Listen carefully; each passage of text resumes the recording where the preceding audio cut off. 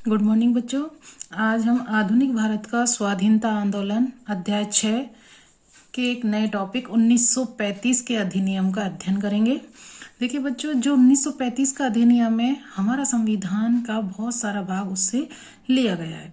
1935 का अधिनियम एक विस्तृत अधिनियम था, बहुत बड़ा था, और ये अंग्रेजों द्वारा भारत में लागू की गई अंतिम महत्वपूर्ण संवैधानिक व्यवस्था थी।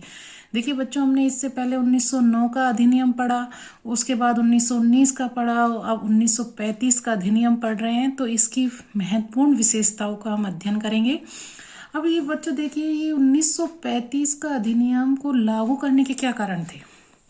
देखिए, पहला कारण तो ये था कि 1919 का मॉन्टेग्यू जो चेम्सफोर्ड सुधार था, उससे भारतीय संतुष्ट नहीं थे, क्योंकि उसमें प्रांतों में द्वैत शासन की स्थापना की गई थी। दो प्रकार द्वैत शासन, उसमें दो प्रकार के विषय थे, एक तो हस्तांतरित विषय और एक सुरक्षित विषय। तो इसके कारण भी भारतीय संतुष्ट नहीं थे। दूसरा देखिए, भारत के संवैधानिक सुधारों के संबंध में सुझाव देने के लिए जो साइमन कमीशन नियुक्त किया था, उससे भी भारतीय संतुष्ट नहीं थे। तीसरा देखिए, सभी विनयवज्ञा आंदोलन ने से अंग्रेजी साम्राज्य विरोधी भावना को तीव्र कर दिया, यानी अंग्रेजों को भारत से बाहर निकालने वाली भावना तीव्र हो गई सविनय अवज्ञा आंदोलन से। और चौथा क्या था कि गांधी इरविन समझौता, जो कि 5 मार्च 1931 को हुआ था, उसके द्वारा भी देखिए, उसके द्वारा भी कोई समाधान नहीं निकला। और लंदन में हुए 3 गोलमेज सम्मेलन, गोलमेज जो गोलमेज के चारों ओर होते हैं, उन सम्मेलनों के बाद भी देखिए ब्रिटिश सरकार ने एक श्वेत पत्र जारी किया, जिसमें नए सुधारों का उल्लेख था। और इसमें कुछ संशोधनों के बाद ब्रिटिश संसद ने भारत शासन अधिनियम 1935 पारित किया। तो देखिए बच्चों, क्या कारण थे। मॉन्टेग्यू चेम्सफोर्ड से सुधार से भारतीय संतुष्ट नहीं थे। दूसरा देखिए, साइमन कमीशन की रिपोर्ट से भारतीय संतुष्ट नहीं थे। सविनय अवज्ञा आंदोलन से भी देखिए अंग्रेजी साम्राज्य विरोधी भावना पनपी। और गांधी इरविन समझौते से भी कोई हल नहीं निकला।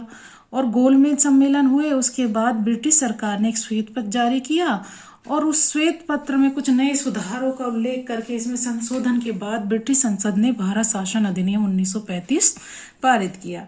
अब देखिए बच्चों, इसमें 35 की क्या विशेषताएं थी। अब महत्वपूर्ण विशेषताओं का हम अध्ययन करेंगे। जैसे 1909 में तो सांप्रदायिक आधार पर निर्वाचन प्रणाली की व्यवस्था की गई थी, जिसमें मुस्लिमों को अलग से निर्वाचन मंडल का अधिकार दिया गया था। और 1919 में देखिए, प्रांतों में द्वैत शासन की लगाया गया था। लेकिन इस अधिनियम का महत्वपूर्ण विशेषता यह है कि 1919 के अधिनियम द्वारा स्थापित प्रांतों में द्वैत शासन को समाप्त कर दिया गया, यानी प्रांतों को पूर्ण स्वायत्तता प्रदान की गई, स्वतंत्रता प्रदान कर दी गई थी।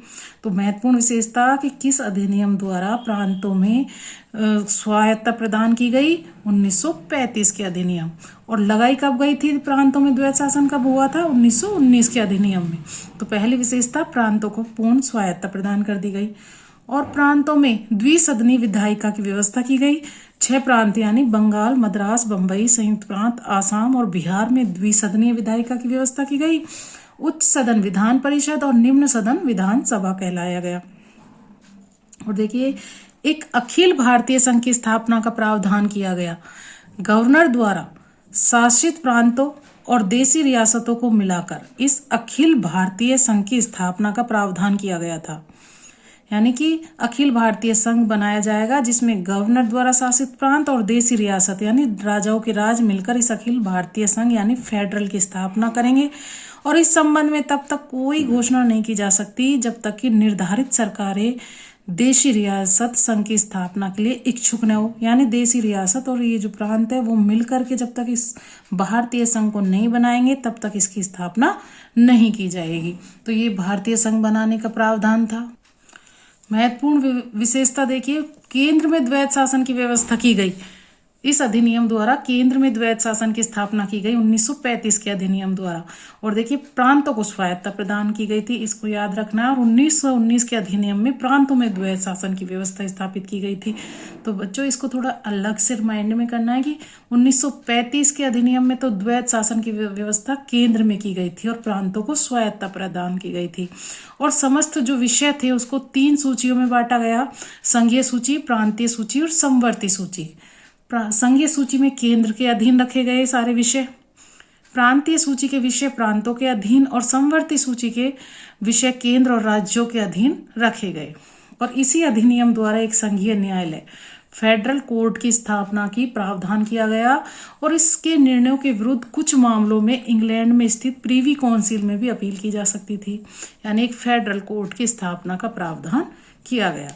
और इस अधिनियम द्वारा देखिए 1858 का अधिनियम जो हमने पढ़ा था 1857 क्रांति के बाद आया था, 1858 के अधिनियम द्वारा स्थापित इंडिया काउंसिल को समाप्त कर दिया और इसके स्थान पर भारत सचिव के लिए सलाहकारों की नियुक्ति का प्रावधान किया गया।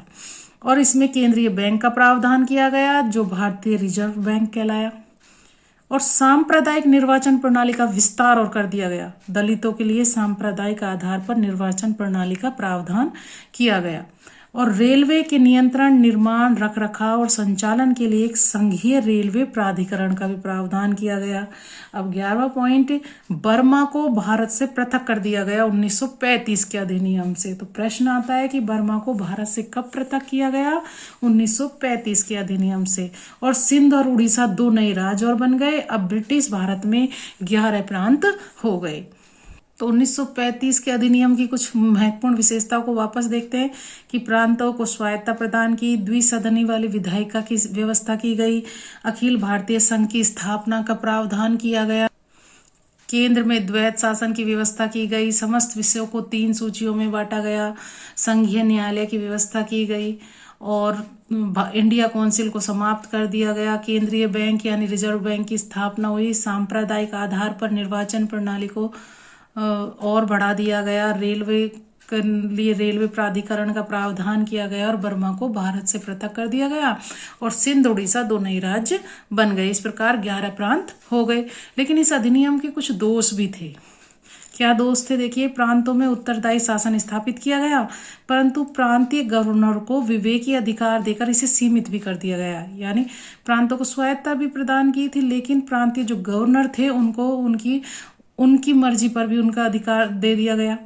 दूसरा देखिए, देशी रियासतों को जो अखिल भारतीय संघ था उसमें सम्मिलित होने की पर्याप्त संख्या के प्रावधान के कारण भारतीय संघ की स्थापना नहीं हो पाई। यानी बहुत सारे जब देशी रियासत सम्मिलित होंगे तभी अखिल भारतीय संघ बनेगा। संघीय न्यायालय भी अंतिम न्यायालय नहीं था क्योंकि इसके विरुद्ध इंग्लैंड के प्रिवी काउंसिल में अपील की जा सकती थी। फिर भी इस अधिनियम का बहुत बड़ा भाग भारत के संविधान का अंग बना। भारतीय संघ से संबंधित व्यवस्था को छोड़कर अन्य सभी प्रावधान 1 अप्रैल 1937 से लागू हो गए। यानी 1935 का अधिनियम 1 अप्रैल 1937 को लागू कर दिया गया। हालांकि कांग्रेस ने इसकी आलोचना की, लेकिन फिर भी 1937 ईस्वी के प्रांतीय चुनावों में भाग लिया और प्रांतों में अपनी सरकार बनाई। अब हम पढ़ेंगे प्रांतीय सरकारों का निर्माण। देखिए, 6 विधानसभाओं 1935 के अधिनियम के द्वारा देखिए जो कि 1 अप्रैल 1937 को लागू हो गया था और 1937 में प्रांतीय चुनाव हुए। अब इन चुनावों में देखिए 6 विधानसभाओं में मद्रास, बम्बई, संयुक्त प्रांत, बिहार, मध्य प्रदेश, उड़ीसा में कांग्रेस को बहुमत मिला। स्पष्ट सरकार बनी कांग्रेस की। और 2 प्रांत, पश्चिमोत्तर सीमा प्रांत यानी जहां वर्तमान में पाकिस्तान वाला एरिया है, और आसाम में कांग्रेस की संयुक्त सरकार बनी। यानी 8 प्रांतों में कांग्रेस की सरकार बनी। बंगाल में फजल उल हक के नेतृत्व में प्रजा कृषक पार्टी और मुस्लिम लीग की बनी। पंजाब में यूनियनिस्ट पार्टी के नेता हयात खान ने बनाए और सिंध में भी गैर कांग्रेसी मंत्रिमंडल बनाए गए। यानी इस प्रकार देखिए 3 राज्य बंगाल, पंजाब और सिंध में गैर कांग्रेसी मंत्रिमंडल बनाए गए। और देखिए बच्चों लोग, मुस्लिम लीग का मुस्लिम निर्वाचन क्षेत्रों में भी प्रदर्शन निराशाजनक रहा। तो इस प्रकार देखिए कांग्रेस को काफी अच्छी मतलब सफलता मिली इन चुनावों में। अब क्या कार्य किए? देखिए, नागरिक स्वतंत्रता और समान अधिकार के क्षेत्र में प्रशंसनीय कार्य किए इन सरकार ने। चोरा चोरी कांड जो कि हमने बताया था असहयोग आंदोलन के दौरान हुआ था 5 फरवरी 1922 को, और मोपला विद्रोह में जो सजा काट रहे थे लोग वो, और गढ़वाली सैनिकों को रिहा कर दिया गया। राजनीतिक संस्थाओं पर जो रोक लगी थी उसको हटा लिया गया इस अधिनियम द्वारा। इन सरकार ने जो कार्य किए उसके द्वारा, और समाचार पत्रों से ली गई जमानतें वापस कर दी गई, उन्हें सरकारी विज्ञापन दिए जाने लगे। सामाजिक और आर्थिक सुधार के कार्यक्रम भी किए जाने लगे। मद्रास में काश्तकार कर्ज राहत कानून पारित किया गया जिससे कि उनको कर्ज से मुक्ति का अधिकार दिया गया। प्रांतीय सरकारों ने देखिए शराबबंदी, हरिजन उत्थान, ग्रामीण विकास, शिक्षा आदि से संबंधित महत्वपूर्ण कार्य किए। देखिए बच्चों, इस जो टॉपिक है उसके अंतर्गत आए हुए महत्वपूर्ण प्रश्न, ये तो पूरा का पूरा बड़ा प्रश्न है, बाकी के और ये प्रांतों में को स्वायत्ता, ये छोटे प्रश्न है, इनको अपनी उत्तर पुस्तिका में लिखें। धन्यवाद।